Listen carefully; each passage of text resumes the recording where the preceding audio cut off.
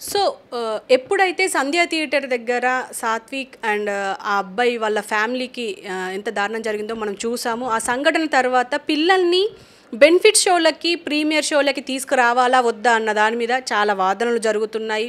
అసలు అంటే 11 నుంచి అంటే రాత్రి 11 నుంచి పొద్దున 11 వరకు ఎవరిని పిల్లల్ని తీసుకురావద్దు. ముఖ్యంగా 16 సంవత్సరాల లోపల ఉన్న వాళ్ళని తీసుకురావద్దు అని చెప్పేసి అయితే వినిపిస్తుంది. అయితే దీనికి సంబంధించి యాజమాన్యాలు అంటే మల్టీప్లెక్స్ యాజమాన్యాలు కూడా దీనిపైన అప్పీలు దాఖలు చేసింది. అయితే దీనికి సంబంధించిన డీటెయిల్స్ మనతో పాటు షేర్ చేయడానికి నరేష్ సుంకర ఉన్నారు. ఆయనతో మాట్లాడే ప్రయత్నం చేద్దాం. నమస్తే సార్. నమస్తే అండి. సార్, ఇప్పుడు ఈ అప్పీల్కి సంబంధించి అసలు ఇది డిస్మిస్ అయింది అని కూడా చెప్తున్నారు. అసలు ఆ అప్పీల్లో ఏముంది, వీళ్ళ వాదనలు ఏంటి?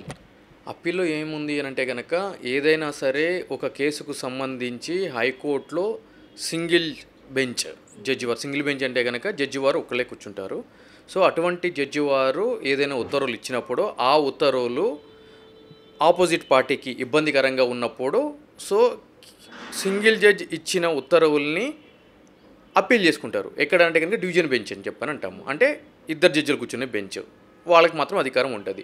సో అక్కడ ఎవరికైతే వ్యతిరేకంగా తీర్పు వచ్చిందో ఆ వ్యతిరేకమైన తీర్పు వచ్చిన కక్షిదారులు ఆ డివిజన్ బెంచ్ దగ్గరికి వెళ్ళి కింది జడ్జివారు, సింగిల్ జడ్జివారు ఈ అంశాలని పరిగణలోకి తీసుకోలేదు, ఇది ఈ విధంగా ఇబ్బందికరంగా ఉంది కాబట్టి మీరు కింద జడ్జివారు ఇచ్చిన ఆదేశాలని కొట్టివేస్తూ ఆదేశాలు ఇవ్వాలి అని చెప్పని వెళ్ళేదాన్ని అప్పీల్ అని చెప్పని అంటారు. అయితే ఈ సినిమాల షోలకు సంబంధించి పిల్లలకు సంబంధించిన కేసులో single judge justice Vijay Sen Reddy గారు ఇచ్చిన ఉత్తర్వుల్ని ఛాలెంజ్ చేస్తూ కొంతమంది అప్పీల్ అనేది ఫైల్ చేయడం జరిగింది. సో అప్పీల్ ఫైల్ చేసినప్పుడు దాన్ని ఏ విధంగా డిస్మిస్ చేశారు అని అంటే కనుక ఈ సింగిల్ జడ్జి వారు ఇచ్చిన ఉత్తర్వులు ఒకవేళ ఇబ్బందికరంగా ఉన్నాయి అని అనుకున్నప్పుడు అదే జడ్జి వారి ముందు ఆ ఉత్తర్వుల్ని ఎత్తివేయండి అని చెప్పి కౌంటర్ రూపంలో ప్రతివాదులకి ఆ విధంగా కౌంటర్ ఫైల్ చేసుకోవడానికి ఆప్షన్ ఉంది, అవైలబిలిటీ ఉంది. సో కాబట్టి ఈ యొక్క అప్పీల్లో వచ్చిన కేసులన్నీ కూడా డివిజన్ బెంచ్ దగ్గరికి వచ్చినప్పుడు యాక్టింగ్ చీఫ్ జస్టిస్ వారి ధర్మాసనం ముందుకు వచ్చినప్పుడు వీళ్ళందరూ ఏం చెప్పారు అని అంటే కనుక మేము కింది జడ్జి వారి దగ్గరికే వెళ్తాము, సింగిల్ జడ్జి వారి దగ్గరికి, ఆయన ముందే ఈ యొక్క ఉత్తర్వులను ఎత్తివేయండి అని చెప్పి మా యొక్క వాదనని వినిపించుకుంటాము, కాబట్టి మేము ఈ యొక్క కేసులను వెనక్కి తీసుకోవడానికి మాకు పర్మిషన్ ఇవ్వండి అని చెప్పని ఈ కేసులు అనేవి వెనక్కి తీసుకోవడం జరిగింది. సార్, ఇప్పుడు నార్మల్గా ఆలోచిస్తే ఇప్పుడు పిల్లల విషయం ఇది, ఎందుకంటే సాత్విక్ ఇప్పటికీ ఇంకా బెడ్ మీదనే ఉన్నారు, ఇంకా బయటికి రాలేదు. అండ్ అందరూ అంటే ఆశిస్తున్నారు బయటికి వచ్చి హ్యాపీగా మళ్ళీ ఎప్పట్లాగే ఆడుకోవడం చేస్తే బాగుంటుంది అని చెప్పేసి. కానీ ఇప్పుడు ఈ 11 నుంచి 11 వరకు ఉన్న ఈ రూల్ అయితే ఏదైతే ఉందో అది సబబే అంటారా? అంటే థియేటర్ ఓనర్లు దీనివల్ల నష్టపోరు అంటారా? ఎగ్జాక్ట్లీ అండి. ఇప్పుడు ఎంటర్టైన్మెంట్ అనేది ఏ విధంగా ఉంటుంది అంటే కనుక మనందరికీ తెలిసిన విషయమే. ఎప్పుడు కూడా మీరు ఏదైనా ఒక టెంపుల్కి వెళ్ళారనుకోండి, టెంపుల్ బయట ఏముంటాయి, పిల్లలు ఆడుకునే టాయ్ షాప్స్ అవన్నీ కనిపిస్తూ ఉంటాయి. దాని అర్థం ఏంటి అని అంటే కనుక ఒక టెంపుల్కి వెళ్ళి బయటకు వచ్చేటప్పుడు పిల్లలు అవన్నీ చూసి నాకు కావాలి అని అంటారు. సో తప్పనిసరి పరిస్థితుల్లో వాళ్ళకి మనం ఏం చేస్తాము, అది కొనిస్తాము. అదేవిధంగా ఇక్కడ ఎంటర్టైన్మెంట్కి వచ్చేటప్పటికి ఏం జరుగుతుంది అని అంటే కనుక పెద్దవాళ్ళు ఒక సినిమా చూడాలి అని అంటే కనుక అది ఒక అభిమాన హీరో ఫ్యాన్స్ అంటేనేమో that is a different aspect. కానీ ఒక మధ్యతరగతి కుటుంబం చూడాలి అని అంటే కనుక ఈ రోజు ఉన్నటువంటి పరిస్థితుల్లో ప్రభుత్వాలు స్టార్ హీరోల యొక్క ఇన్ఫ్లుయెన్స్కి లోబడి ఇష్టం వచ్చినట్టు టికెట్స్ రేట్ అనేవి పెంచడం జరుగుతుంది. మొదటి వారము, మొదటి 5 రోజులు, మొదటి 4 రోజులు ఒక జీవోలు రాత్రి జీవోలు తీసుకురావడం జరుగుతుంది. సో 150 రూపాయలు ఉండవలసిన టికెట్ 450 రూపాయలు, 500 రూపాయలు ఉంటుంది. ఒక కుటుంబం అని అంటే కనుక 4 సభ్యుల కింద మనం పరిగణిస్తే 4 కుటుంబ సభ్యులు సినిమా చూడాలి అని అంటే కనుక మొదటి రోజు కానీ మొదటి వారంలో కానీ ఎంత అవుతుంది, దగ్గర 2000 రూపాయలు ఓన్లీ టికెట్స్కి అవుతుంది. అక్కడికి వెళ్ళిన తర్వాత మళ్ళీ దోపిడీ ఏముంటుంది, 20 రూపాయలు వాటర్ బాటిలు 120 రూపాయలు, 50 రూపాయలు పాప్కార్ను 250 రూపాయలు. సో మళ్ళీ ఈ దోపిడీ జరుగుతుంది. వెళ్ళిన తర్వాత పిల్లలు ఉండరు కదా. సో దానికి సంబంధించి ఏం జరుగుతుంది అని అంటే కనుక అదేవిధంగా పిల్లల యొక్క మానసిక స్థితి ఏ విధంగా ఉండాలి ఏంటి అని చెప్పి క్లియర్గా మనకి అంటే చట్టంలో పొందుపరిచి ఉంది కాబట్టి, అదేవిధంగా ఏపీ సినిమా రెగ్యులేషన్స్ రూల్స్ 1970లో కూడా రూల్ 12లో కూడా క్లియర్గా ఈ 16 ఇయర్స్ లోపు పిల్లలు సినిమా చూసే సమయం ఏ విధంగా ఉండాలని చెప్పి దాంట్లో నిర్వచనం అనేది ఇవ్వడం జరిగింది.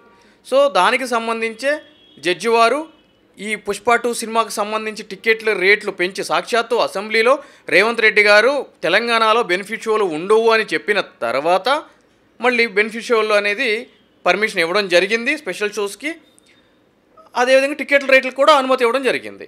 సో దానికి సంబంధించి కొంతమంది హైకోర్టులో ఛాలెంజ్ చేయడం జరిగింది, ఇది నిబంధనలకు విరుద్ధంగా ఉంది, రూల్స్కి వ్యతిరేకంగా ఉంది అని చెప్పి. సో అందులో భాగంగానే విచారణ చేసే క్రమంలో జడ్జి వారు వాదోపవాదనలు విన్న తర్వాత 11 AM కంటే ముందు 11 PM కంటే తర్వాత 16 years బిలో పిల్లల్ని అనుమతించొద్దు అని చెప్పి కూడా చెప్పడం జరిగింది. అదేవిధంగా ఇక్కడ వాళ్ళు అడిగింది ఏంటి అని అంటే కనుక స్టాండ్ ఎలోన్ థియేటర్స్, అంటే సింగిల్ థియేటర్స్ ఉంటాయి కదా మల్టీప్లెక్స్ కాకుండా, దాంట్లో ఒక షోకి ఇంకొక షోకి మధ్యలో గ్యాప్ 90 minutes ఉండాలి అని చెప్పి కూడా అడగడం జరిగింది. 90 minutes. సో దట్ ఏమవుతుంది అని అంటే కనుక క్రౌడ్ అంతా కూడా డిస్పోజ్ అయిపోతూ ఉంటుంది. సో కొత్త క్రౌడ్ వచ్చే టైంకి థియేటర్ మేనేజ్మెంట్ ఇదంతా కూడా ఉంటుంది కాబట్టి 90 minutes ఉండాలి అని చెప్పి కూడా వాళ్ళు అడగడం జరిగింది. అంటే కొత్త రూల్స్ తీసుకొచ్చారనుకోవచ్చు. అంటే అట్లా ఉండాలి అని చెప్పి కోర్టుని అడగడం జరిగింది. కోర్టు ఎటువంటి ఆదేశాలు ఇవ్వలేదు కాబట్టి చూడాలి, ఎందుకంటే ఈ కేసు ఇక్కడితో అయిపోయింది కాదు, ఇంకా కూడా దీంట్లో ఉత్తర్వు రావాల్సిన పరిస్థితి ఉంది కాబట్టి మనం వేచి చూడాల్సిన అవసరం ఉంది. సార్, ఇప్పుడు మనం ఇందాక మాట్లాడుకున్నట్టు అంటే జీవోలు ఇష్టానుసారంగా ప్రభుత్వాలు జారీ చేస్తున్నాయి. అండ్ ముఖ్యంగా ఈ సినిమాలకు సంబంధించి మనం చూస్తూనే ఉన్నాము. అయితే దీనికి సంబంధించి ఎలాంటి చర్యలు చేపట్టే అవకాశం ఉండదు అంటారా? అంటే ఇష్టానుసారంగా పెంచేస్తున్నారు వాళ్ళ బిజినెస్ అని చెప్పేసి, దీనికి ఎలాంటి చర్యలు తీసుకోవడానికి ఉండదా? ఇక్కడ ఏం జరుగుతుంది అని అంటే కనుక మన యొక్క కాన్స్టిట్యూషన్లో 3 ప్రధానమైన వ్యవస్థల్ని మనము రూపొందించుకోవడం జరిగింది. దాంట్లో ఏంటి అని అంటే కనుక judiciary, legislation and executive body అని చెప్పని. సో ఇక్కడ ఏం జరుగుతుంది అని అంటే కనుక జ్యుడిషియరీలో ఈ 2 శాఖల్లో కానీ ఈ 2 వ్యవస్థలో కానీ ఏదైనా సరే అవకతవకలు పాల్పడిన, నిబంధనల విరుద్ధులకు పాల్పడినా కూడా కోర్టు ముందుకు వచ్చి దాన్ని చట్టవిరుద్ధంగా ప్రకటించండి, డిక్లేర్ అని చెప్పని అంటాము అని చెప్పి మనం అడుగుతూ ఉంటాము. అయితే ఎగ్జిక్యూటివ్కి కూడా కోర్టు ఏ విధంగా ఉత్తర్వులు ఇస్తుందో ఎగ్జిక్యూటివ్ బాడీ కూడా అటువంటి ఉత్తర్వులే ఉంటుంది. అందు గురించి జీఓ, గవర్నమెంట్ ఆర్డర్ అనేది ఉంది.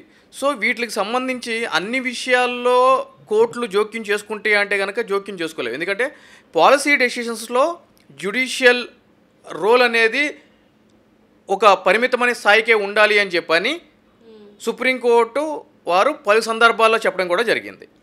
సో దానికి సంబంధించి జీవో ఇచ్చినంత మాత్రాన అబ్సల్యూట్గా కోర్టులు ఏం చేయలేవు అని చెప్పి నేను చెప్పట్లేదు, కానీ అవి నిబంధనలకి అనుగుణంగా ఉన్నాయా, నిబంధనలకి విరుద్ధంగా ఉన్నాయా అనేటువంటి పరిస్థితులను బేస్ చేసుకుని మాత్రమే ఇది ఉంటుంది అని చెప్పి నేను చెప్తాను. అంటే ఎలాంటి మార్పులు వస్తే ఇలాంటి ఇన్సిడెంట్, అంటే ఇప్పుడు సాత్విక్కి జరిగిన ఇన్సిడెంట్ జరగకుండా ఉంటుంది అంటారు సార్? మీరేమంటారు? ప్రజల్లో సోకాళ్ళు అభిమాన సంఘాలు అనుకునే వ్యక్తుల్లో మార్పు రావాలండి. ఎందుకు అని అంటే కనుక వ్యాపారం చేసుకునేటోడిని నువ్వు వ్యాపారం చెయ్యొద్దు అని చెప్పి మీరు నేను ఎవరని చెప్పడానికి, సో వాళ్ళకి హక్కు ఉంది వ్యాపారం చేసుకోవడానికి. సో నేను ఏమంటాను అని అంటే కనుక క్రౌడ్ అంటే ఎవరు? మనమే, అంటే మీరు, నేను, అవతల వ్యక్తి, వీళ్ళందరూ. సో సినిమాని మొదటి వారంలోనే చూడాల్సిన ఆవశ్యకత ఏముంది? దాని తర్వాత కూడా చూడొచ్చు కదా. అండ్ వన్ మోర్ థింగ్ ఏంటంటే మీరు అంటున్నారు పుష్ప 2 సినిమా ఫంక్షన్ అప్పుడు అక్కడ జరిగిన తొక్కిసలాట్లో కానీ దాంట్లో చనిపోయిన వ్యక్తి గురించి కానీ ఇప్పుడు బెడ్ మీద ఉన్న బాబు గురించి కానీ. సో సంధ్యా థియేటర్ అంటే కనుక గత కొన్ని సంవత్సరాల నుంచి కూడా ప్రీ రిలీజ్ ఈవెంట్లు కానీ లేదంటే కనుక సినిమా బెనిఫిషియల్ కానీ జరుగుతూ ఉన్నాయి. ఆ తొక్కిసలాట ఏ విధంగా ఉంటుంది ఏంటి అని చెప్పి మనందరికి తెలిసిన విషయమే. అటువంటి పరిస్థితుల్లో ఒక ఫ్యామిలీ అక్కడికి వెళ్ళి అంతంత ఖర్చు పెట్టి టికెట్లు కొని చూడాల్సిన ఆవశ్యకత ఏముంది? అవసరం ఏముంది? ఒక సినిమాని చూసి ఒక రివ్యూ ఇవ్వాల్సిన జర్నలిస్ట్ బాధ్యతలో ఉన్న మీరు వెళ్ళలేదు, నేను వెళ్ళలేదు. సో ఒక మధ్యతరగతి కుటుంబం వెళ్ళాల్సిన అవసరం ఏముంది? సో ప్రజల్లో మార్పు రావాలండి. అంటే ప్రతిదీ కూడా ప్రభుత్వాల దగ్గర నుంచి రావాలి, కోర్టుల దగ్గర నుంచి రావాలి అని అంటే కనుక అది అంత కరెక్ట్ కాదు అనే విషయం అనమాట. సో ప్రజల్లో మార్పు ఎప్పుడైతే కనుక వస్తుందో అప్పుడు వీటిలన్నిటికీ నియంత్రణ ఆటోమేటిక్గా జరుగుతూ ఉంటుందండి. ఈ ప్రీమియర్ షోలకి సంబంధించి అంటే ప్రీమియర్ షోలు కానీ బెనిఫిట్ షోలు కానీ నిజంగా అవసరం అని అంటారా? అంటే 4 షోలు సరిపోవంటారా? అవసరమే. ఎందుకు అనంటే ఒక స్టార్ హీరో ఉన్నప్పుడు వాళ్ళకు అభిమాన సంఘాలు, అదేవిధంగా సినిమా బడ్జెట్. ఈరోజు అంతకుముందు సినిమా ఒక 5 కోట్లు 10 కోట్లు అంటే అమ్మో అనుకునేవాళ్ళు. ఈరోజు 500 కోట్లు 1000 కోట్లు అని చెప్పి చెప్తున్నారు. 1000 కోట్ల సినిమా పాత రోజుల్లో మన చిన్నతనంలో చూసుకున్నట్లయితే కనుక 365 రోజులు ఆడింది అని చెప్పి 365 రోజులు ఫంక్షన్ కూడా చేసేవాళ్ళు. నాకు బాగా గుర్తు, ఇందిరా ఫంక్షన్ కూడా నేను వెళ్ళినట్టున్నాను. సో ఆ విధంగా చేశారు. ఇప్పుడు 365 రోజులు సినిమా ఫంక్షన్ చేసే ఆస్కారం లేదు, అవకాశం కూడా లేదు. మరి ఆ సినిమాని నమ్ముకుని 1000 కోట్లు పెట్టిన ప్రొడ్యూసర్కి ఆ అమౌంట్ రావాలి అని అంటే కనుక ఇక్కడ ఏం జరగాలి అని అంటే కనుక చాలా ఫాస్ట్గా, అంటే irrespective of the cinema talk, అది ఫ్లాప్ అయినా హిట్ అయినా ఆ డబ్బులు వెనక్కి రావాలి అంటే కనుక ఏం చేయాలి, ఫస్ట్ వీక్లో మాత్రమే దాన్ని వెనక్కి తెచ్చేసుకోవాలి. అప్పుడు ఏం జరుగుతుంది అంటే 4 షోలు సరిపోవు, 4 షోల దగ్గర 8 షోలు వేయాలి. ఆ అమౌంట్ ఇప్పుడు టికెట్ రేట్లు ఎందుకు పెంచుతున్నారు? అందుకే ఇప్పుడు ఒక 200 లేదంటే 150 రొటీన్ మేనర్లో ఉందనుకోండి, మీరు ఎన్ని 8 షోలు వేసినా 9 షోలు వేసినా పెట్టిన అమౌంట్లు రావు.